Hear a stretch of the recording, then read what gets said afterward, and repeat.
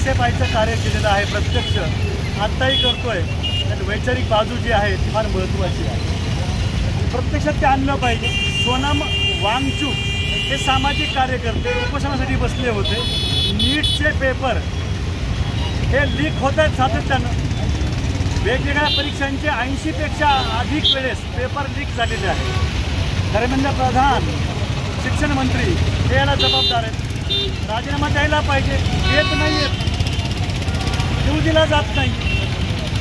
जवळपास 20 दिवस झाले उपोषणासाठी सोनम वांगचूक सामाजिक कार्यकर्ते बसले होते. आता काय होईल हा प्रश्न पडला.